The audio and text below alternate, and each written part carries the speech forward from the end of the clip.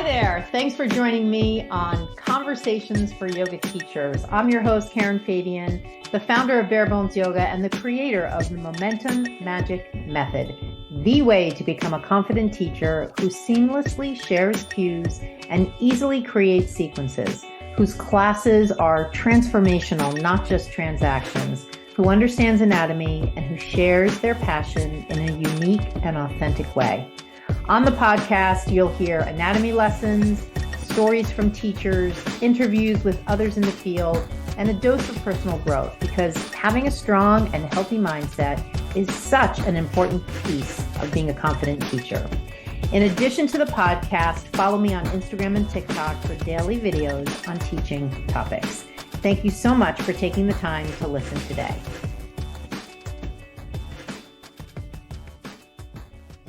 Hi there. Welcome to Conversations for Yoga Teachers. I'm your host, Karen Fabian, and this is episode 257. I am recording this on September 8th, 2023. This will go live on September 11th, Monday. All episodes drop on Mondays.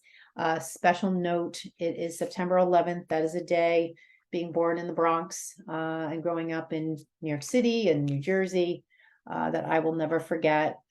Just the tragedy of September 11th is seared into my mind. And as I'm sure for yourself, even if you're listening from outside the United States, I know you know about September 11th, and it always feels just profound in a way anytime that date arrives. So if you have been affected by that tragic event many, many years ago, I just acknowledge you and hope that you have continued to get the support that you need to get through the memories of that awful day. So I'm here on Friday, and in another New York way of being, have got the TV on downstairs, tuned into the US Open. The US Open is, I grew up watching tennis. I grew up playing tennis, and it's been on now for 2 weeks. This is heading into the final weekend. If you're a tennis fan, you're probably experiencing what I'm experiencing, which is US Open insomnia. Yes, I have coined that term because over the past 2 weeks, so many of the matches have gone late, and my sleep schedule, as documented in my Apple Watch, is completely off kilter because I have stayed up well past midnight, well past 1 o'clock, well past 2 o'clock, several nights. One of the matches went 4.5 hours. That was with Zverev and, oh goodness, was it Carlos Alcaraz? I forget who he played, but yeah, it's been crazy, but I've really been enjoying it. And I'm going to go back to watching tennis after I record this. It's just so amazing to see these athletes just battle it out. And it has been so hot, super hot here in Boston, super hot in New York City. So they really are battling the elements. There is a lot of inspiration to get from watching professional athletics of all sports. And so I hope if you haven't checked it out, you check out, well, by the time you're listening to this, the finals will be over, but we're headed into football season, and there's always inspiration out there in the way of athletes.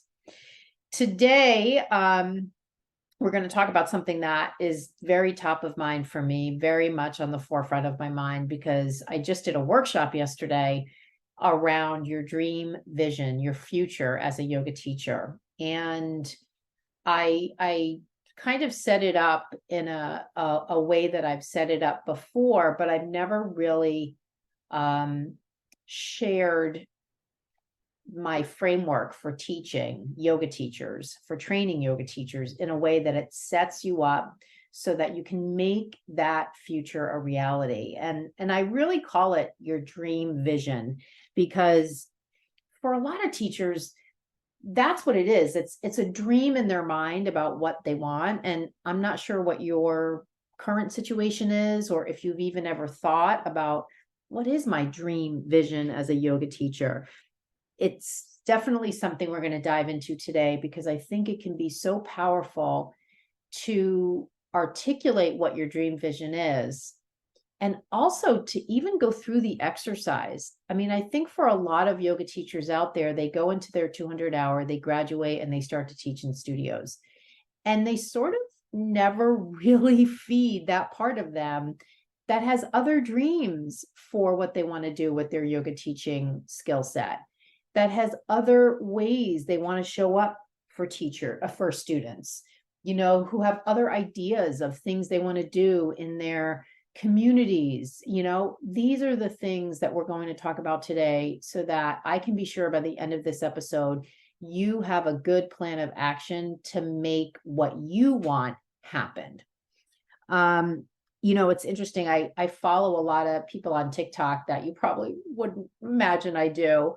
There's this one very young girl, woman. She's an influencer in sort of the makeup lifestyle space. Her name is Alex Earl. And I just love her. I find her super quirky and super fun, can laugh at herself. And she is very much, kind of, I don't even know how I ended up following her, but the algorithm feeds you certain things, right?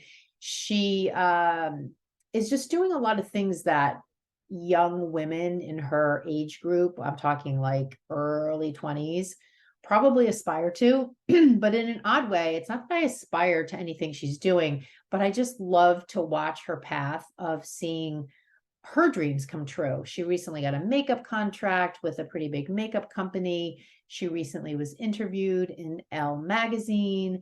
It's New York Fashion Week, and she just went a couple days ago to the Chanel show as a guest, and then she went to some other fashion show at night.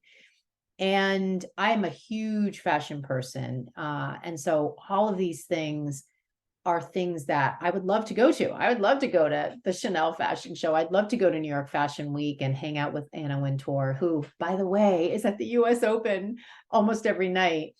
But even more so than the things that she's doing that I can sort of not even aspire to, but that inspire me, it's just watching someone see their dreams come true that I find so inspiring, even if they're dreams that I don't necessarily share. Another great way to do that is when you watch America's Got Talent and you see people come out on stage who, for instance, have been singing all their life and they've always wanted to be a singer and they've just never had a chance to show their stuff. And then they get on the stage on America's Got Talent in front of Simon Cowell and the other judges, and they're like in their 50s or 60s or 70s, and they sing, and it's just so beautiful. And that kicks off their career. And finally, they start to live their dreams. So these are just stories and just some of the ways that making your dream a reality can not only inspire you, but can inspire other people around you. So let's start out by saying, let me ask you to think about the first thing that comes to your mind when I say, what about your dream?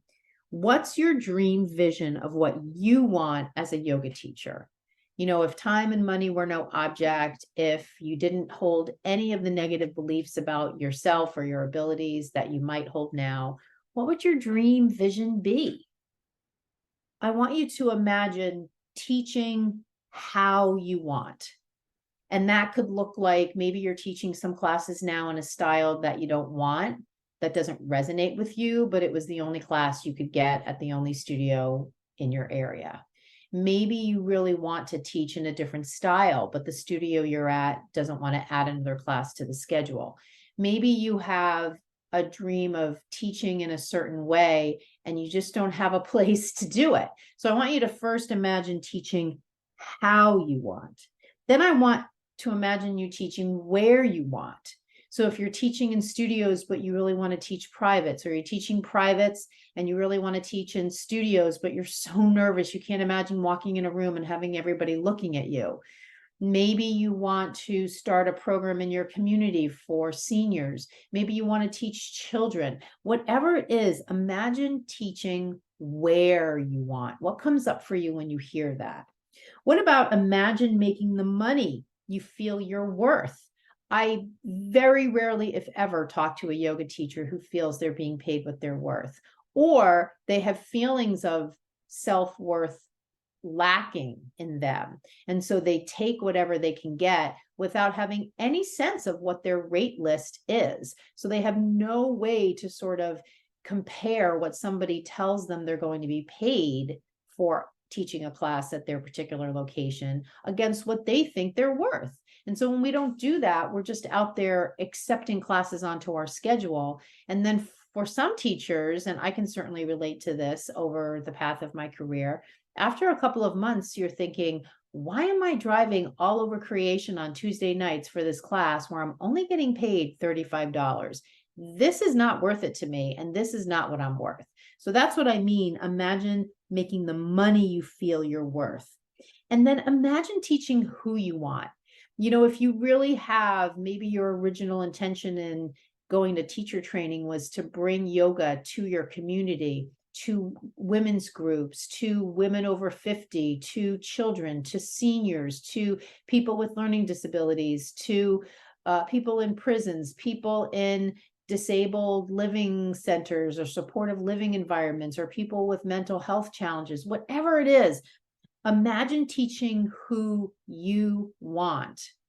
You know, and again, all these examples I'm giving you, that's not to say teaching open classes in studios is not something that you might want. I'm just saying, don't sell your vision short. Start to let your mind go free. Start to allow yourself to imagine what you want, because I promise you, so much more is possible than you think is possible, because you're probably only operating at the level of where your mind is at right now. And that is a really powerful thing that I want you to digest, because as you're hearing me walk through these questions, if you constantly have a thought of what your vision is, but then you have a second thought that says, oh, that can never happen, I want you to stop listening to that second thought and appreciate that that thought is simply coming from your lived experience right now. And I am here to tell you, through my own experience and my experience of working with teachers in my program,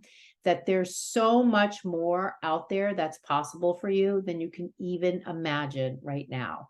So, having said that, can you already see how teaching in this way will make you feel amazing? When you're teaching who you want, where you want, how you want, making the money you truly believe you're worth. Can you see how when you do all those things, when you're living in that way, when your teaching path is that way, that you're going to just feel great. You're going to feel connected. You're going to feel purposeful. You're going to feel mission driven. This is so different from feeling stress and worry and resentment and like you want to quit. And even in the situation of, yeah, things are okay. On a scale of 1 to 10, yeah, I'd say my teaching is out of 5. My satisfaction level with my teaching is out of 5. What about having it be at an 11? That's what I want for you. So as you discover the key skills of teaching from excellence, what I'm calling teaching from excellence, these are things like learning how to share effective cues, discovering my intentional sequencing method, and understanding anatomy. You will feel confident and will begin to take action on the steps to make that vision a reality. And as a result, there will be this amazing thing that we call the ripple effect. But because of your unique role as a yoga teacher, the ripple effect will not only affect other people around you in the studio world or in the teaching world, meaning people coming to your classes, but it will also affect people in your life. So when you think of the ripple effect of you teaching from excellence on your students, it means your students can do the poses easier. It means that they will understand your cues faster. It means they'll want to come back to your classes. It means they'll feel supported. It means they'll learn more. It means that they'll take their their good health and energy to their families, to their workplaces, to their communities. So the ripple effect of them going to your class and you showing up and teaching from excellence, think of all those hops in that algorithm. Think of all those hops, all those connections between all those people in that paradigm I just shared for the ripple effect on your students. But now think about when you teach from excellence because you have the skills of cueing, you understand how to easily build sequences, and you truly understand anatomy. That means your confidence is higher. Think of the ripple effect of you teaching in that way, teaching from excellence on your family. Think about when you come home from teaching a class and no one has to hear you say, oh my God, I wonder if people like that class. Think about your life partner no longer needing to hear you say anything about the class you just taught and worrying and rehashing it. Think about the ripple effect of you having more time in your life because you're teaching from excellence, and therefore you don't need to spend hours every week prepping for your classes. Think about the ripple effect on your kids or other people in your home, your partner, other people in your life, in your communities when they interact with you, and you're not feeling stressed because teaching is just seamlessly integrated into your life. It's not, oh my God, I have to go teach a class now. Or again, even in the less extreme position of just someone who enjoy teaching, but it's sort of a neutral position. I want for you to absolutely love it and to feel like you're mission driven.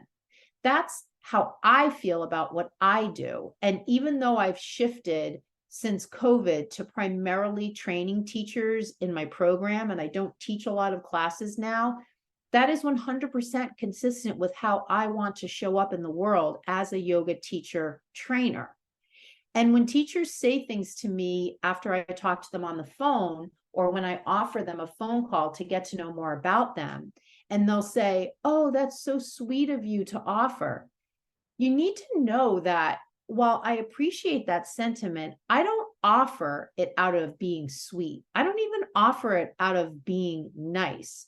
I offer it because it is my mission to help more yoga teachers get out there and teach in this way, teaching from excellence. I see that as my unique skill in being able to support teachers in teaching this way. So when I say to you or another teacher, hey, I hear what you're saying, that sounds like definitely a challenge. I can help you fix that. Let's get on a call and let me share with you how I can help you. And they say, oh, that's so nice. I'm not being nice. It is a purpose that I have because I want you to experience all these things I just described. I want you to have this ripple effect in your families, in your communities. I want your students to have the ripple effect I just defined in their communities, in their families. And it all starts with you. It starts with you. And because I have a clear mission, that's what drives me to do what I do. And in my mind, my mission is crystal fucking clear.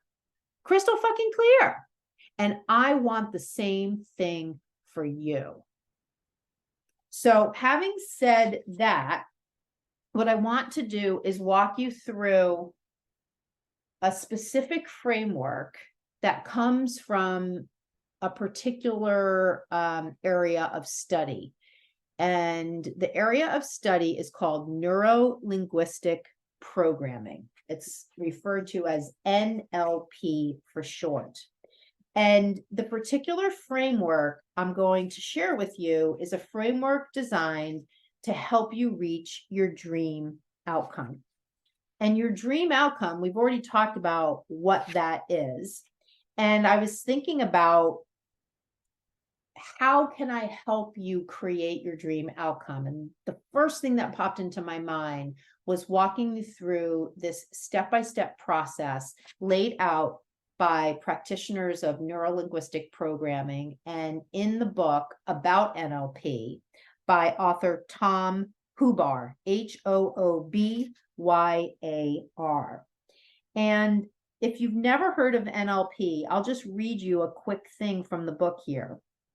The basis for NLP is an essential function of life, understanding and managing your own mind. NLP is famous for its fast fixes for phobias and long-held fears and beliefs, and much more. The concepts of NLP have been embraced by many leaders in their fields several decades now since its inception. NLP appears in all kinds of books, trainings, courses, coaching, and motivational speeches. This approach provides you with multiple ways to create and maintain motivation to keep you moving forward towards your goals. So as I walk you through this framework, this will be the roadmap for you so that you can create your plan to make your dream vision a reality. Now, let me just say right from the outset, if it were as easy as just listening to this podcast here and making it happen, everybody would do it. So know that I appreciate me just sharing this approach with you isn't going to be enough to get you the dream outcome you want. However, it is super important that you start with an understanding of the big picture and what it takes to make your dream outcome a reality. And at the end of this episode, I'm going to share with you a way that I can help you get there. So the dream outcome, or what he calls the outcome frame, is a set of questions that orient your thinking to maximize the possibility of your getting what you want and being glad that you got it. And he goes on to say in the book, it's actually an orientation, a way of perceiving experience as a set of choices. Rather than addressing the issue of why a problem exists, it organizes experience around what is wanted and how it is possible to get there. In NLP, there is an ongoing assumption or presupposition that if it's possible for one person in the world to do something, it's possible for anyone to do it. It's just a matter of how.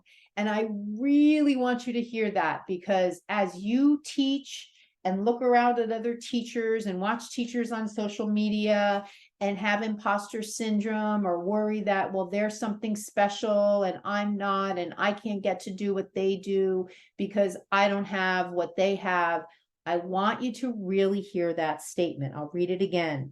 In NLP, there is an ongoing presupposition that if it's possible for one person in the world to do something, it's possible for anyone to do it. It's just a question of how. Please know that all those thoughts that you have around, I can't do it, are just beliefs. It's not fact. So here we go. We're going to go through the 6 questions involved in the well-formed outcome. And this is something you could take notes for as you're listening. This would be a framework that you can use over and over again to get anything done. Today, we're talking about it in terms of getting to your dream outcome as a yoga teacher. So the first thing is to define it. What specifically do you want? What is the dream outcome that you want? Be as detailed as you can. I already gave you a whole bunch of tips on making that clearer. So imagine teaching how you want, where you want, who you want, for what rate of pay that you feel you deserve. These are all pieces of defining what specifically do you want. Because of course, we're framing this whole exercise around you as a yoga teacher getting to the point where you're teaching in line with your vision of how you want to be teaching, what you dream about as a teacher. So the first thing is to be clear. What specifically do you want? You know, in some manifestation circles, they say being clear about what you want and stating it is one of the biggest pieces to manifesting what you want in your life. Declaring it to be happening, or declare it as something you want, or declare it to the universe as something you want to happen. So super important point. The next thing is, how will you know when you've achieved what you want? You know, this is one of the things that people forget. If they don't get clear on defining how they'll know when they get what they want, then they never know when they get there. So it's super important that we start to define, how will I know when I get there. So if it's a certain behavior or a certain feeling, let's say you're a teacher who wants to feel more confident and you map out the steps to get there according to this plan. And then you have several check-ins every time you teach a class, or every week at the end of teaching your classes, you write in your journal and you check with how you're feeling. So this is a way for you to get to a point where you'll know, I'm either feeling more confident or I'm not. Certainly something that's more objective. Let's say part of your dream vision is to make $5,000 a month teaching yoga classes. So you map out a plan to get you to $5,000 a month. How will you know when you reach it? Well, when you have $5,000 in your bank account or $5,000 of booked revenue.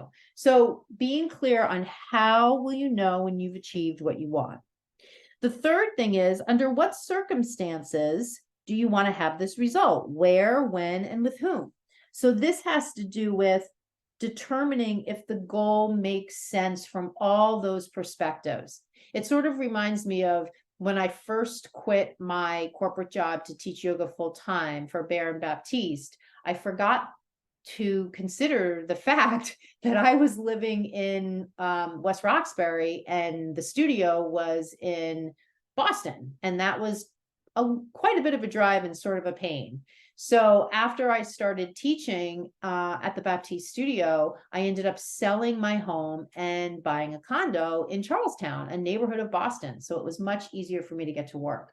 So in retrospect, if I had really thought about where, when, and with whom do I want this outcome of, at that time, it was working at that particular studio, I would have moved before, but I didn't do the planning. I didn't ask myself the question. So that's why that's a really important thing to think about. The next question is, what stops you from having your desired outcome already? This is a really important one for yoga teachers because believe me, let me say it this way, if you know that you want to be more confident and you know that feeling more confident is something that you really want, don't you think if you could figure it out on your own, you would have done that already? Like, why would you be dragging out teaching in a way where you're not confident? Of course you wouldn't. So this is a perfect sign from the universe to tell you you need help. No yoga teacher wants to teach with the kinds of pressures and stresses and problems that the teachers that I speak with are experiencing. But for some reason, they oftentimes dig their heels in under this assumption that this is normal. This is what teachers experience. I just have to push myself through this. Over time, things will get better. None of that is true. Over time, things will probably get worse because you'll continue to grind in those behaviors and the negative thoughts that come along with them the longer those habits remain. And so this whole idea of what is stopping you right now from having your desired outcome, be really honest with yourself. Because many times what you'll hear that inner voice say is fear. Well, I'm afraid to teach privates. I'm afraid to ask for more money. I'm afraid to take a job outside the studio world because I'm afraid I'm going to have to market my own classes and no one will come. I'm afraid of this, that, or whatever it is. And until we bring that to light, we are never going to get you moved forward to the way of teaching that you dream about. So it's really important to be honest with yourself when you answer that question. The second to last question is, what resources will you need to help you create what you want? And be really careful here that you don't say, oh, I need to take a 300-hour training, or, oh, I need to take a 500-hour training, or, oh, I need to buy those 5 books. If books and online courses were all yoga teachers needed to reach their dream vision, they would all be teaching in accordance with their dream vision. But my guess is they're not. So that means those things are not the answer. They might be part of the answer, but they're not the answer. And certainly just following along with what everybody else is doing, which is generally signing up for hours-based training, is generally not helpful if that's not what you need to get your dream outcome to happen. Like, I'll give you a perfect for instance. If your dream outcome is teaching restorative yoga in a particular location, or maybe you want to start, let's say you want to start a program online to teach restorative healing techniques to people with chronic illnesses. And part of what you want to offer is yoga classes that are based on a restorative approach. Part of what you would answer in response to this question, what resources will you need, might be take a 300-hour training on yin, or take a course on restorative yoga. That would be a good decision, because that would be a specific training tied to a skill you want.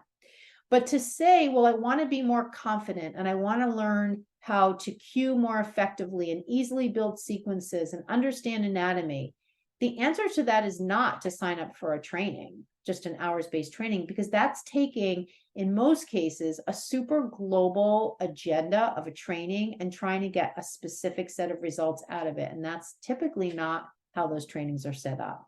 So I gave you those two examples. You need to think through your answer to this question. What resources will you need to help you create what you want? And then the last question is, how are you going to get there? And what's the first step to achieving this result? I love this question because, I was just speaking to a yoga teacher over the phone, and she was saying to me, sometimes when I think about making the positive changes in my teaching that I know I need to do, it's getting started and knowing the steps that makes me feel overwhelmed. And then as a result, I end up doing nothing. And this is common. That feeling of overwhelm is common. And it comes in part by not knowing what the first step is, overthinking taking that first step. And so the two of those things together often result in inaction. And then over time, the desired result doesn't happen. The teacher doesn't experience it. So it just continues to reinforce the belief that it's not possible. So in this last step, what this framework is asking you to do is define what are the steps to get you what you want, and how are you going to get there, and what's your first step. So now that we've gone through that NLP framework, ask yourself, how does this feel to you right now? Did you think of an outcome that you want? As I was going through these steps, did you have things come to mind? When you ask yourself that question of what's preventing you from having that outcome right now, were you really honest with yourself? And if so, what came up for you? So if you're listening to this and you wish that you could feel more confident, you do want to share better cues, you want to drop all the prep time for your classes, and you truly want to understand anatomy so you can understand the why behind your cues. If you want all those things and you want that way of being and you're not there now, you're in what I call the stalled zone. Being in the stalled zone is one where you could be a newer teacher or a more experienced teacher, but the bottom line is things are stalled for you. Your growth is stalled. Your confidence is stalled. You're not moving forward. You're just in this circular movement of spinning around in circles, feeling like you wish you had more confidence. You wish you had these skills. So when you're in this stalled zone, your growth will be at a standstill, and your confidence won't grow either until you get the help that you deserve. Notice I didn't say the help you need. That's baked in. It's the help you deserve. No yoga teacher deserves to be out there on their own, feeling these ways and not getting the help they deserve. Because remember, I said at the beginning, the ripple effect.